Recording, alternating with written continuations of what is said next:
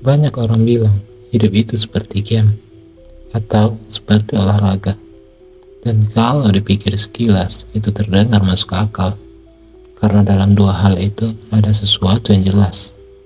Ada aturan, ada tujuan, dan ada cara bermain yang bisa dipelajari. Di dalam game, semuanya sudah dirancang. Kalau kamu melakukan sesuatu, ada hasilnya. Kalau kamu naik level, itu karena kamu memenuhi syarat tertentu. Kalau kamu kalah, biasanya ada alasan yang bisa dilihat dan diperbaiki. Kamu tidak harus menebak-nebak. Kamu hanya perlu memahami sistemnya, lalu mengulangnya. Di olahraga, itu juga terjadi. Dalam tenis, sepak bola, atau basket, aturannya tetap. Lapangannya sama, tujuannya jelas. Kalau seseorang terus melatih teknik yang sama, mengulang gerakan yang sama setiap hari, mereka akan menjadi lebih baik.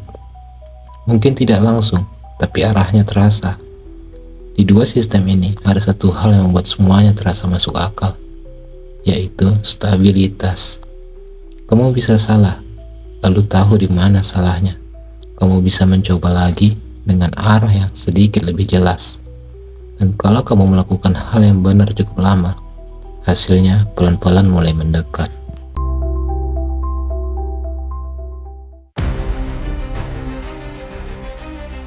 Dan tanpa sadar, cara berpikir itu kita bawa ke dalam hidup. Kita mulai percaya bahwa hidup juga bekerja seperti itu. Bahwa kalau kita menemukan cara yang benar, lalu cukup disiplin untuk mengulangnya, hasilnya juga akan mengikuti. Di titik ini, semuanya terasa logis, bahkan terasa adil. Tapi justru disitulah masalahnya mulai muncul. Karena hidup tidak sepenuhnya bekerja seperti itu. Dalam hidup, tidak semua aturan terlihat. Tidak semua sistem bisa dipahami dari luar. Dan yang lebih membingungkan, tidak semua usaha memberi tanda apakah kita sudah mendekat atau justru tidak kemana-mana. Kamu bisa melakukan hal yang sama berulang kali tanpa benar-benar tahu apakah kamu sedang berada di jalur yang benar.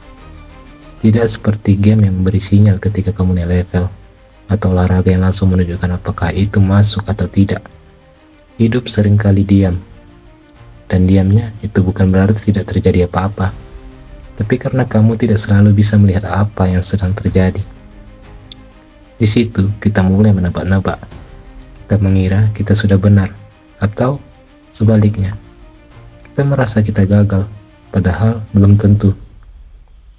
Karena dalam hidup, hasil tidak selalu langsung mencerminkan apa yang kita lakukan.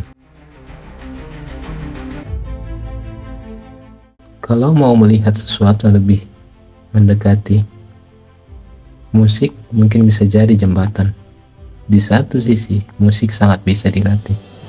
Seorang penyanyi melatih suaranya setiap hari. Seorang pemain gitar mengulang chord dan teknik yang sama lagi dan lagi. Semakin sering diulang, semakin terasa peningkatannya. Di bagian ini, musik terasa seperti olahraga.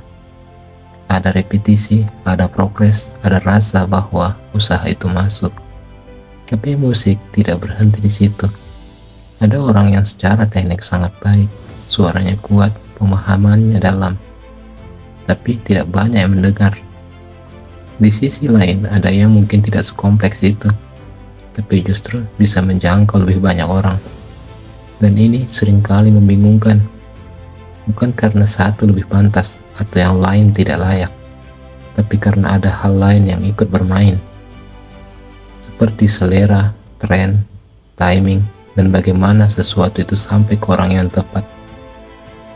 Di titik ini, musik mulai terasa berbeda. Ia tidak lagi sesederhana latihan dan hasil, tapi juga tidak sepenuhnya acak. Ia berada di tengah, dan justru karena itu, dia terasa lebih jujur dalam menggambarkan kehidupan itu sendiri.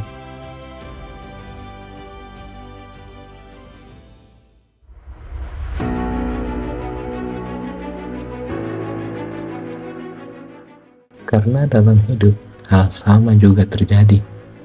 Kamu bisa berkembang, kamu bisa belajar, kamu bisa memperbaiki diri, dan semua itu tetap penting. Tapi hasil yang kamu dapatkan tidak hanya ditentukan oleh itu. Ada hal lain yang ikut bermain. Hal-hal yang seringkali tidak terlihat tapi dampaknya nyata. Posisi kamu berada di mana? Lingkungan seperti apa yang mengelilingi kamu? Akses apa yang kamu punya atau tidak punya? Kesempatan yang muncul dan timing yang tidak selalu bisa kamu pilih. Semua itu ikut menentukan arah, dan yang membuatnya semakin sulit. Semuanya tidak selalu terlihat jelas. Disinilah perbedaannya mulai terasa. Dalam game dan olahraga, kamu mengulang sesuatu untuk membangun kepastian. Semakin sering kamu lakukan dengan benar, semakin konsisten hasilnya.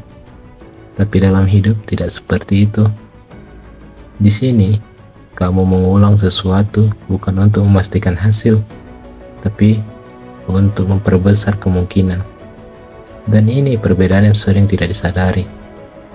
Kecil di kata, tapi besar di dampak.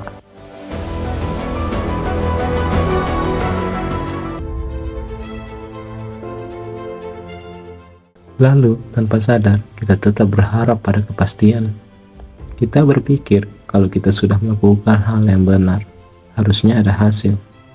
Dan ketika itu tidak terjadi, yang pertama kita ragukan adalah diri kita sendiri. Kita merasa kurang disiplin, kurang konsisten, dan merasa kurang cukup. Padahal belum tentu itu semua masalahnya. Bisa jadi kita sedang mencoba membaca sistem yang kompleks dengan cara berpikir yang terlalu sederhana. Dan di titik itu, yang terdampak bukan hanya hasil, tapi cara kita melihat diri sendiri. Kegagalan jadi terasa lebih personal dari yang seharusnya. Seolah-olah setiap hasil buruk adalah cerminan langsung dari siapa kita. Padahal seringkali itu hanya hasil dari banyak hal yang tidak sepenuhnya bisa kita kontrol.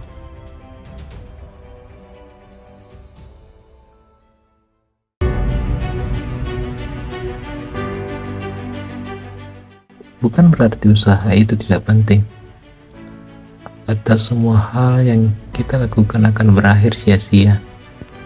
Usaha tetap sama pentingnya, tapi mungkin bukan dengan cara kita memahaminya selama ini. Dan memahami ini tidak membuat semuanya jadi mudah, tapi membuat semuanya terasa lebih jernih.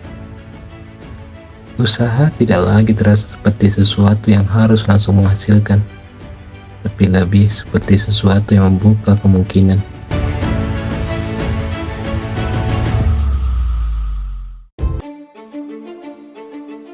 Dan dalam sistem seperti ini, yang berperan bukan hanya seberapa keras kamu bergerak dalam satu waktu, tapi seberapa lama kamu bisa tetap berjalan. Bukan sekedar memaksa diri terus maju, tapi kemampuan untuk kembali setelah merasa tidak ada hasil. Karena banyak orang berhenti, bukan karena mereka tidak mampu, tapi karena mereka merasa apa yang mereka lakukan seharusnya sudah cukup. Ketika itu terjadi, mereka kehilangan arah. Sementara yang lain tidak selalu lebih hebat, tapi mereka bertahan sedikit lebih lama. Mereka mencoba lagi meskipun belum yakin. Mereka menyesuaikan langkah tanpa harus berhenti sepenuhnya. Bukan karena mereka tahu hasilnya akan seperti apa, tapi karena mereka mulai menerima bahwa hasil memang tidak selalu bisa dipastikan. Dan mungkin disitulah perbedaannya mulai terasa. Bukan pada siapa yang selalu berhasil, tapi pada siapa yang tidak berhenti terlalu cepat. Karena dalam sistem yang tidak memberi kepastian, berhenti seringkali menjadi satu-satunya cara untuk benar-benar kehilangan kemungkinan. Sementara tetap berjalan meskipun pelan, meskipun belum jelas arahnya. Setidaknya menjaga kemungkinan itu tetap ada. Dan dalam waktu yang cukup panjang, hal kecil seperti itu mulai membuat perbedaan.